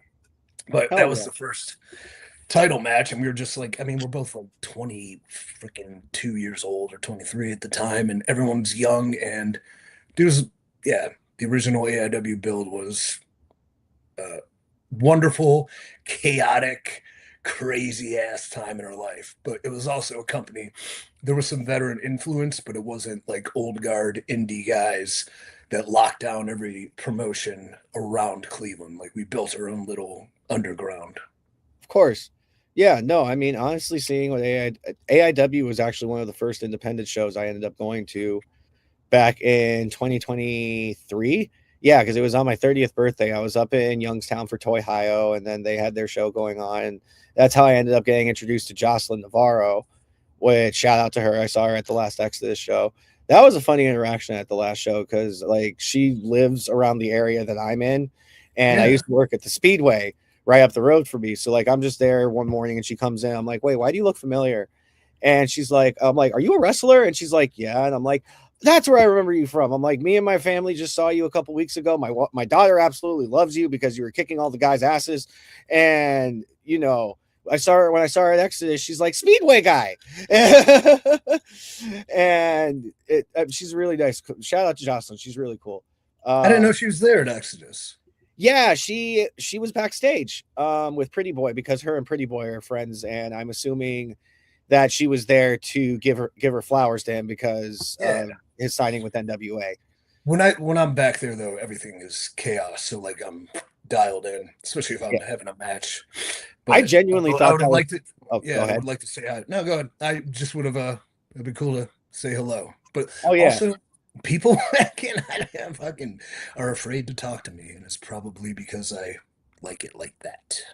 I mean, I'm not gonna lie. The first show I was kind of afraid also, but probably was best that I kept my distance. Seeing the way you were introduced to me was, can you tell the guy in the white shirt to get out of the fucking hard cam? Yeah, I remember that because you were coming in because you wanted to come to the show and you were helping out NWA. I'm like, hell yeah. And Gary just, who is this guy in the white shirt? I'm like, that's probably that dickhead fucking Eric.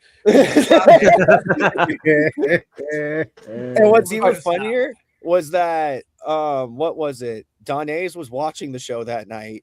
So he sees me standing in the hard cam and he's actually texting me right before Gary runs up to me, and he's texting me like, dude, get out of the fucking hard cam before you get yelled at. And I'm like, too late. Well, then like meeting afterwards too, like after an Exodus show, my brain's fried. Like I'm full the other way. So I'm like, and then you're talking to me and we're like, because you're a talkative chap, and like Tom, like, what do you do? Yeah, video. Okay, like that's something we can definitely. I'd love to do it. And then you had sandals on, and I'm like, what the? You got some big ass feet, man. What are these? Like, look at those toes. They're thick. Oh my gosh. Oh god. I didn't even realize that. Like when I first walked in, I'm like, wait, I'm wearing fucking sandals. Okay, this is like a terrible first meet because like I literally look like a suburb dad when I walked in. I have the white shirt on, I got cargo, sandals, socks. Like I did not realize you were not. I knew you had the white shirt on. I didn't realize you were not even lower Fully half caged. show black. Oh yeah, no, I went full casual. With it. And blend like, in. Honestly, I'm not even gonna lie. Like that night, I'm like, I will be really lucky if this man invites me to come back. Well, hey, you can do things for us. Fine. Wait, I need you. Oh no, trust me. At the end of it, I was like, I am very, very lucky that I'm at least good at what I do, or at least halfway decent. But anyway, you're efficient. You are quick and efficient. Well, thank you. I appreciate that. That's the rarity, because other people are good, but you're also efficiently quick. When you lock in to do something, it's like, oh, you're already done. Like, I don't even want to think about this now. All right, that's why. Like I held you up on some of the edits we've been doing, but whatever. Yeah, it happens. I mean, we've still been moving forward with everything. The numbers still keep on going up. And I mean, the numbers on social media have been great. Like we just reached 5,000 followers now on Instagram. I think on Facebook we're at like 3.5 now, which means we've gained over like 400 since we've come in. And I mean, it's just going to continue to go up. I mean, I said it before, I'll say it again. Exodus Pro Wrestling in 2026 is going to fuck shit up, and none of you are going to know what to do with yourselves. Absolutely none of you. Just sit back, relax, enjoy the fucking show. Now, one other question that we have here, Monkey actually has a question for you now. Oh, good. Yeah. I like how much I made Monkey laugh about my realistic and totally honest opinion on how that building got created. Yes. I love how that shit flew right over Eric's head too. Made it like so much better for me. Okay, so the question that I had was more like, I know that life's got a lot of lessons. Like when we go through life, there's a lot of lessons that we're gonna remember that make us who we are, that define our lives and careers. What's one that you can think back on that you could highlight and say, yeah, I'm glad that I learned this one?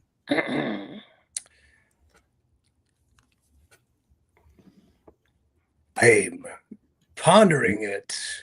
I know it, but the words weren't coming out because it has emotional ties. So never take yourself out of the game. Dr. Tom Pritchard. Yeah. Never take yourself out of the game because you never know when that number will be called. But it won't be called if you take yourself out of the game. And I think that came post stupid, goofy season 4 NXT, that whole bit, and then getting a bad knee injury and then getting fired. And it's like, never take yourself out of the game, because I was like, I don't need this. I'll go be a god. I'll fucking manage a cheesecake factory. This shit is stupid. This is dumb. People are horrible. But never take yourself out of the game led to EC3. And we wouldn't be here without that advice. And so whatever it is in life that throws curveballs or fouls you, or whatever sports analogy, blows your knee out, who's your knee? If you stay with it and you don't take yourself out of the game, the opportunity will come. Hell yeah. No, that's a great quote to live by. 100%. One more. I was gonna say, Monkey, he does have a hard out here at 12:05, which we are getting close to. Oh, okay. Then so well, I was 12:07. Okay. 12:08. Okay. I was gonna say, Monkey, do you want to end this? Well, we're not ending this right this second, but would you like to announce what we have going on next month? So I'm glad that I made you wait an hour and a half, because I know that's what some of you are here for. All 1,078 of you. God damn, this is actually our most viewed episode ever. Hey yo. Yeah. So Sick is working on a lot of things that are out of the realm of the norm. One thing that I'm going to be able to tell you today is that we are going to be doing a wrestling rave.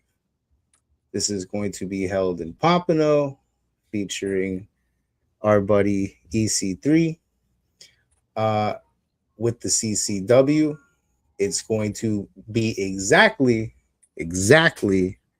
as that sounds. A wrestling show with a rave around. It is going to look fucking amazing.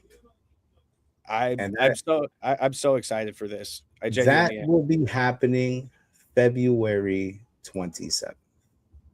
Yeah, I can't believe it worked out. I was shocked. Like literally, me and Monkey, we were like on the nitty gritty for like the last couple of weeks to finalize all the details. And yesterday we were finally able to sit down with CCW for like a good hour and go over all the nitty gritty. And everything is now finalized. We are now getting all the marketing material ready. We are getting things finalized. We gotta get a flight figured out by next week before they get too expensive. And I'm really excited, like genuinely, because besides EC3, he'll be bringing a friend along with him. Yeah, the Midwest. Go ahead. I'll let you go. If you want, no, go right ahead. No. You got it. I'd rather you do it. Okay. The NWA Exodus Pro Wrestling Midwest champion, Mr. Richard Holiday, will be coming along with EC3 for Wrestle Rave. Yeah. This will be a first for both of them. As it probably will be for everybody. I mean, dude, this is going to be amazing. Like, it's something that we've been wanting to do for like the last year. It combines two of our favorite things, electronic music and fucking people up. I mean, it's going to be a fun fucking time. I mean, it seriously is. What's up? Because you have, a plethora of people watching. Are they able to interact? They will be able to interact. Yes. No, I'm talking about the live. Oh, right now, yes, they are able to interact. Yes, I guess before I go. Yeah, before I go, if there's anybody that has any quick questions they want to shoot, I think that's always cool to keep it interactive. I do know that there's anything good, you know? Yeah, let me see here real quick, because I do know that there was a question here with a couple of the people. Why don't you just let them redo them so you don't have to go back in time? Yeah. No, well, here, I got it, actually. So okay. I do have a question here from Chris Rose. He did ask, he said, what gets you going back into independent wrestling? Basically your discipline with getting over injuries, etc., changing up the energy, so on and so forth. That's a great question with a thorough answer. I don't know where to start. I think what's important for everybody, male, female, wrestler, non, is having what is the purpose you're seeking, like having that, not necessarily an end goal, but why you do what you do. And oftentimes it will change within life, it will change within career. I think my purpose has changed multiple times, but seeing it now with what we're building with Exodus, where I'm at, like legacy is going to be an important purpose, and that legacy is what I do and what I've done, which is great, what I'm still going to do.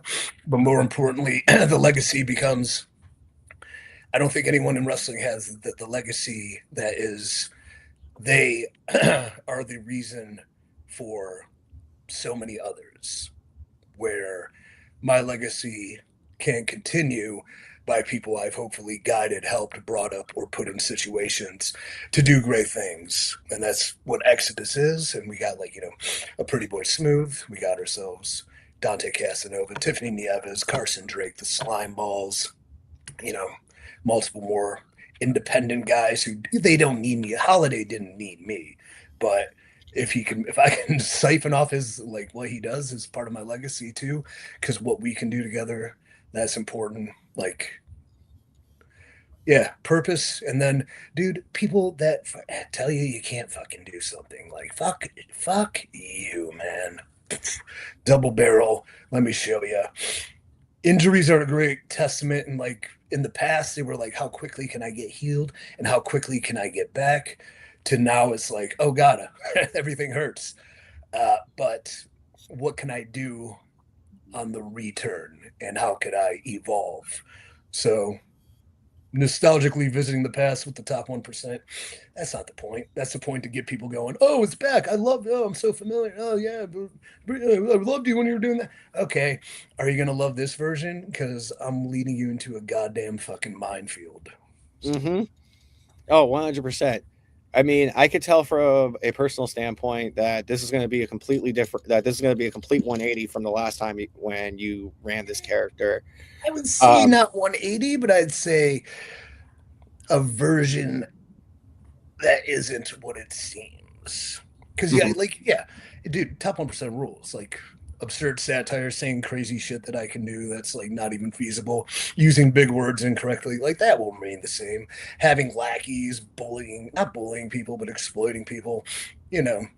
But now, where can that go? And when you don't have the assets you necessarily had in the last time, how do you create new? Yeah, of course. So I will just leave you with one last question. Hey. One from X. I can't bring up the X comments, but okay. What's the question? Favorite person to work with in the ring? There's so many that I would be doing an injustice in naming one, but everyone has a different reason and a different why. So, like Kurt Angle, I wrestled once, but it's my favorite match because it was my childhood dream match actually come to fruition, and the legendary status of him and everything that personally would take place to get to that, like, it's hard to sell that short, but we've wrestled once. And it's like, another one being Rockstar Spud as my best friend in real life, taking what was a throwaway idea that wasn't supposed to be anything, and then what they wanted to do with it as an angle and kind of throw it away to build it into what we did with the hair versus hair match. Like, that was us working the system hard as F to deliver what we wanted to do. So I'll never forget that. Matt Hardy, I mentioned a bunch of times, but he brought me in like into his brain and then into like the ring to evolve as a storyteller, which is super important. Tom Latimer is my favorite like guy to just wrestle because we just go, and he's probably one of the best wrestlers in the world. And then like you think of like I would say underrated people that don't know how effing good they really are. Eric Young is like one of the best in the wrestling at wrestling, and you know he's not thrown around in the great work rate guys. No, he's better than that. So I mean, and like you know, he wrestled Cesaro and Daniel Bryan and all these fantastic you know wrestlers. Like so, it's hard to narrow it down, but there's about 7. So hopefully that satisfies. Hell yeah. So I will just leave with one last question, and then I will let you get back to your very busy schedule. And this is a typical question. Oh God, I got to throw Carson Drake in there because he leveled up in our match at Exodus. And yeah, like he's gonna be great. He's already great. He's gonna be fantastic. Oh, 100%. I completely agree. I think he's a future star, and he you can tell he knows what he's doing. Like he and also in the background, he's just really cool and really chill. But I kind of could see you guys a little bit. Like I feel like you've rubbed off on him a little bit, and I don't mean that in a negative way. Like just with how sometimes, and I find this funny because I do the same thing. Like there'll be some times where you're just sporadically like, yeah, let's fuck shit up. Like at Exodus, right before he did his entrance, he's literally doing some push-ups and he's like about to fucking do a banger. And I'm like, yep, that's EC3 student. But anyway, final question. And Malcolm Muscle, don't sue me. You just got done with the show. Where are you stopping for a bite to eat? Where are we? Say we just got done with an Exodus show. Well, then we have to go to that shitty Frank and Tony's in downtown Willoughby. I don't like going to, but they serve food, and we need a sponsor that somewhere that will take care of us better. Let's say randomly, all right, we're in the post-show haze. Meals, I usually pack most of mine, but we're gonna get like I don't want to say Waffle House, but like all right, I need a low somewhere I can get a fucking some steak, and if it's like a Waffle House, at least I can get some eggs and keep my healthy fats high, my protein high, and not have to worry about carbs. So what a loser answer, but I mean, dream like oh fucking I'll tell you the best meal I've ever had after a show. Okay, and that was after Orlando, unfortunately, like debuted with the Raw EC3, and that was like the Ambrose match, I think, the first one. And everyone's like, "Fucking shit's on, let's go." Little I know it was the worst call up of all time.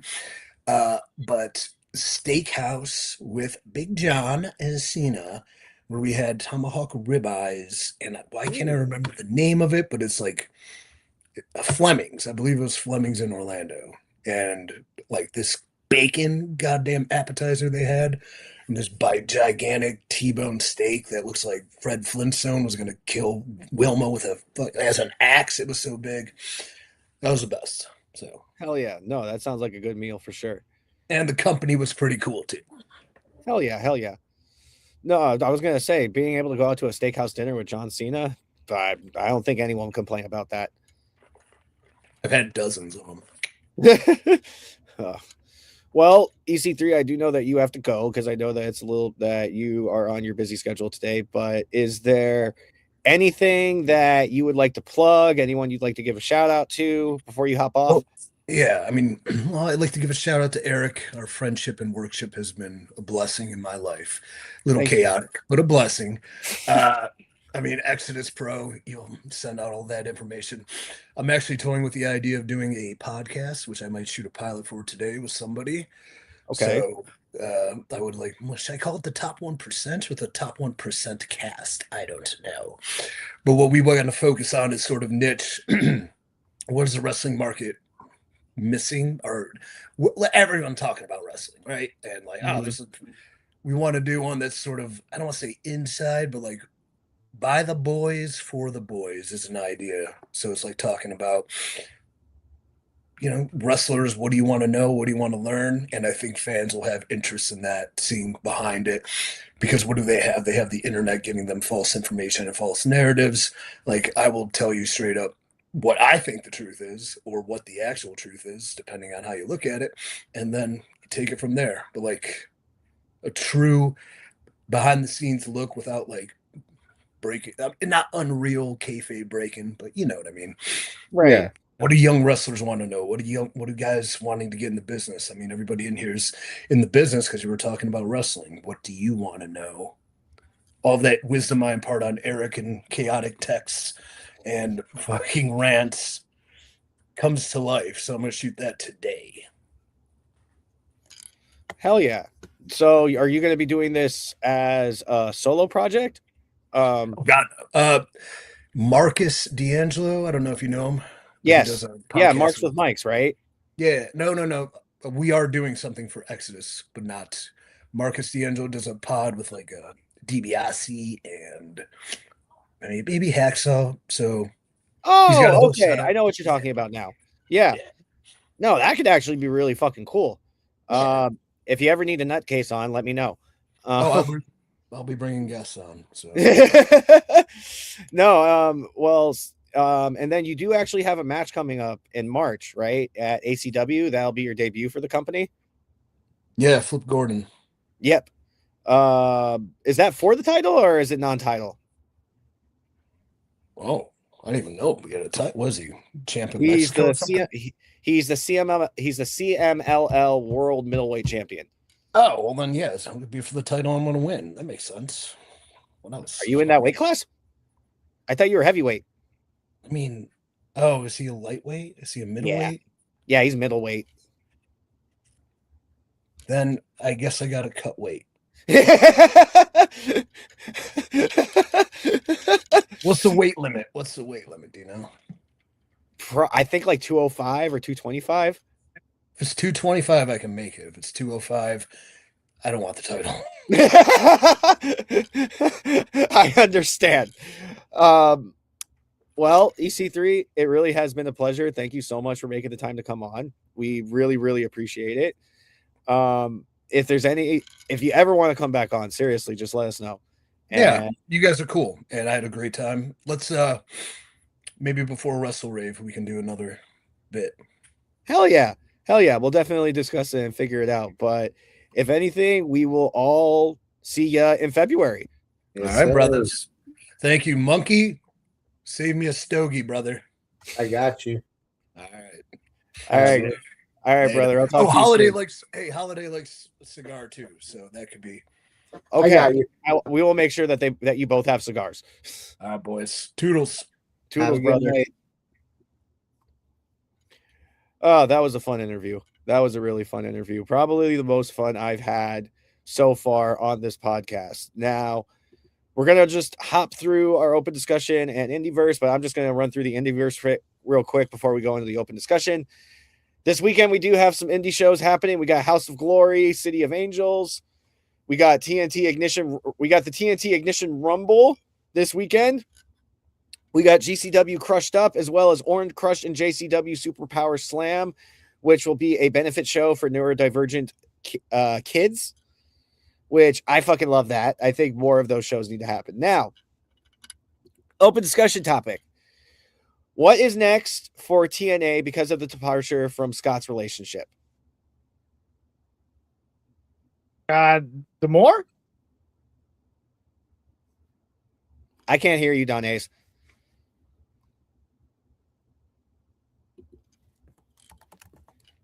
Are you talking about Scott D'Amore?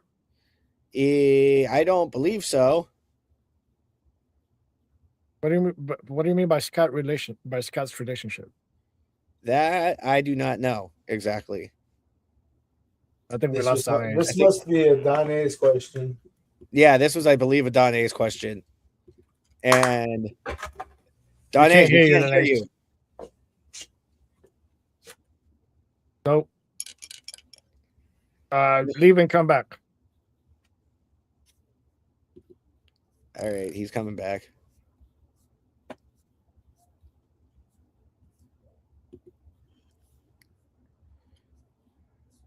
Technical difficulties. Gotta love it. We do. Hey. Well, Hey. I'm tired. So we're just gonna close out the episode now. Sorry, guys. If you haven't already, make sure you go subscribe to respectthecombat.com. Keep up with all the latest news, all the latest episodes. Head over to nationalwrestlingalliance.com to keep up with all the latest episodes of Power.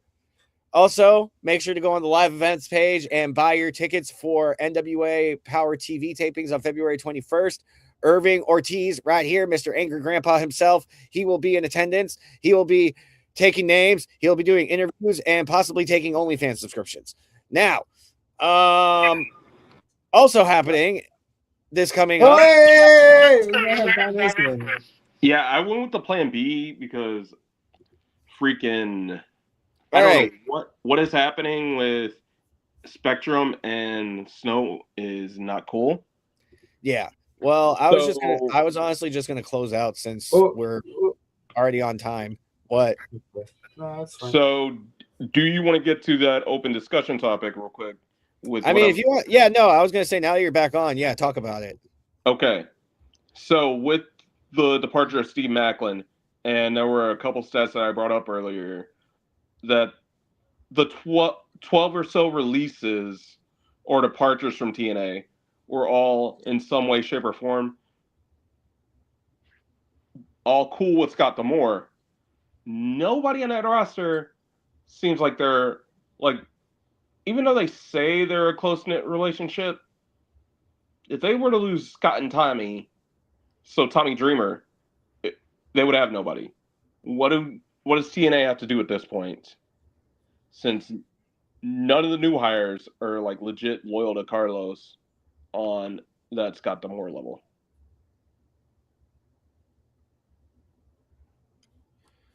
I have no idea.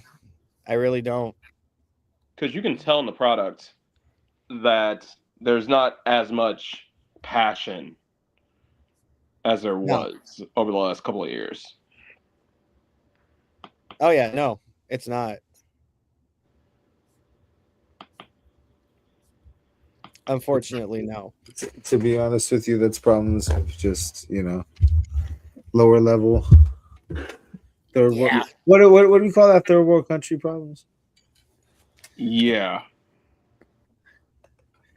That's why they can't get their shit together. I don't know what to tell you. No.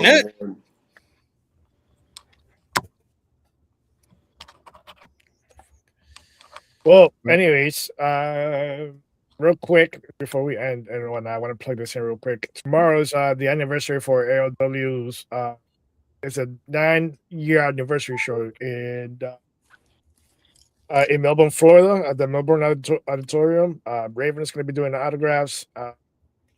American Most Wanted is going to be there wrestling. Odyssey Jones.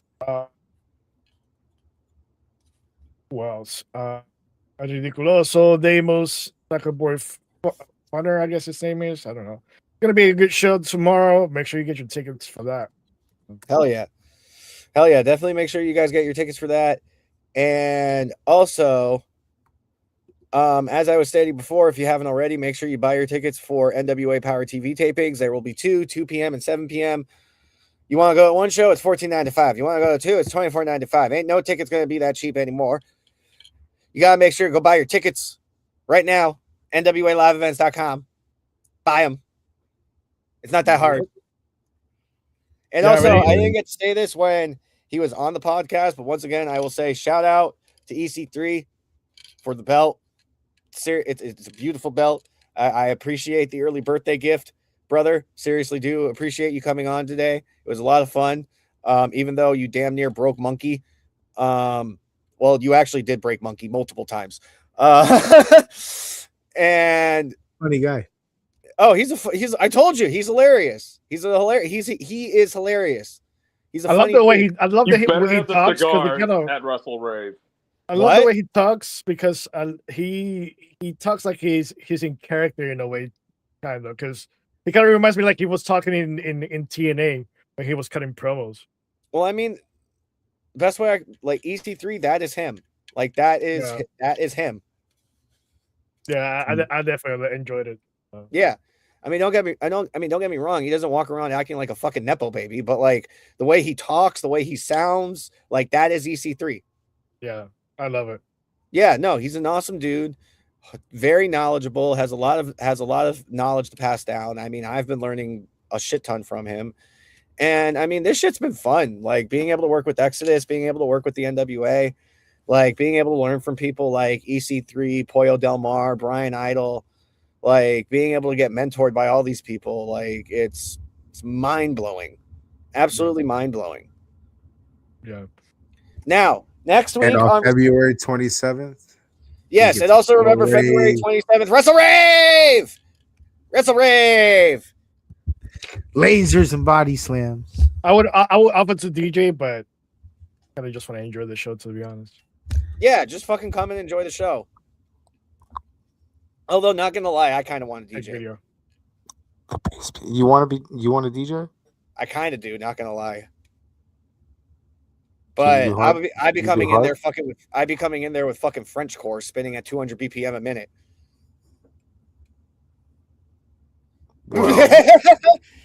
I'll be coming in there and all of a sudden you hear dum dum dum dum dum dum dum, and they're just like, how the fuck are we supposed to keep up?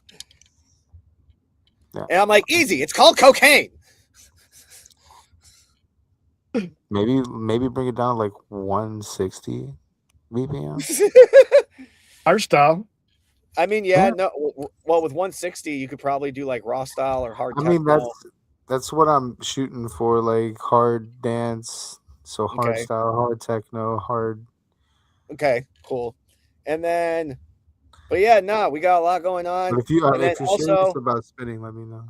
All right. Put you in the lineup. Okay. Now, next week on Respect to Combat, we have Exodus Pro's Talboy. Yes, that's his name. He is Talboy. Coming on the podcast for an exclusive one-on-one interview. February's lineup, we honestly got a lot of big interviews coming on. We got first week, Talboy. Then my birthday episode. Yeah, you heard that right. My birthday episode. We have NWA World Women's Champion, Natalia Markova, hopping on for an exclusive interview. And then to round out the month, we got Jay Bougie and Brandon Beretta. It's going to be a fun fucking time, y'all. But you still owe me an interview, bro. Yeah, I know I still owe you an interview. All right, y'all. Well, with all that being said, we'll see y'all next week.